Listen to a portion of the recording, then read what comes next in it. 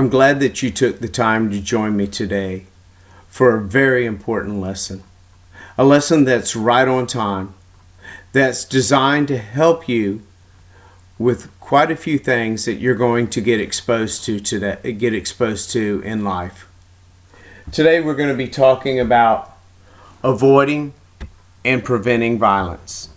We're going to start on page 190 and we're going to go all the way up to page 201. Some of the things that I want you to take notes of while you're doing the lesson and while you're reading. You're going to hear these questions. So let's talk about the questions before we even get into the lesson.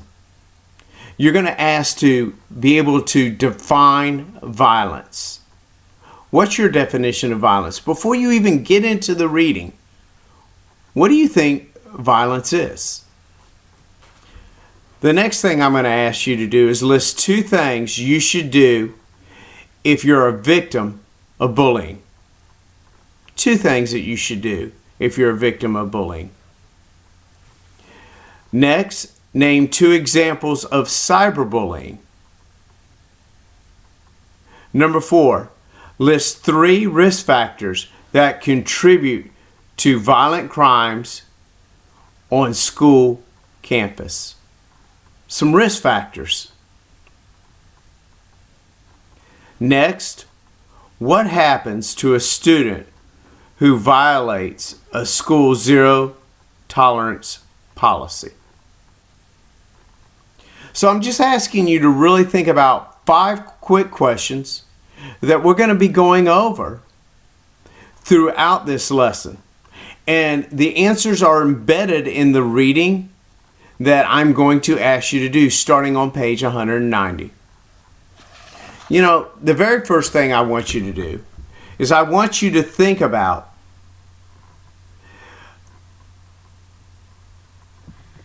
a situation that was violent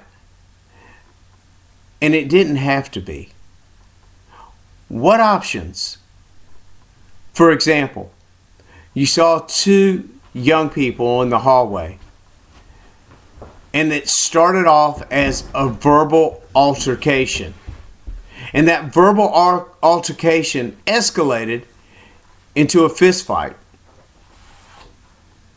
It didn't have to happen. What decisions could these 2 people have made to de-escalate it?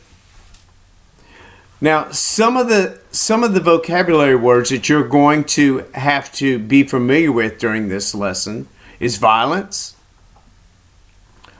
homicide, one I wish you didn't ever have to get exposed to, that word, bullying, cyberbullying, gang, zero tolerance policy, mediation, peer mediation, rape, and victim. One of the first things we're going to go into is factors that contribute to teen violence. You know, one of the things that I've noticed over the 17 years of teaching is young people are starting to be desensitized to violence. It used to be that certain things weren't even shown on the TV because they were deemed too violent. Now, our youth are exposed to video games where they're awarded points for the number of people that they kill. And that's called desensitizing you to violence. And I understand you go, well, Master Sergeant Garrett, it's just a video game. I want you to understand that every life is precious.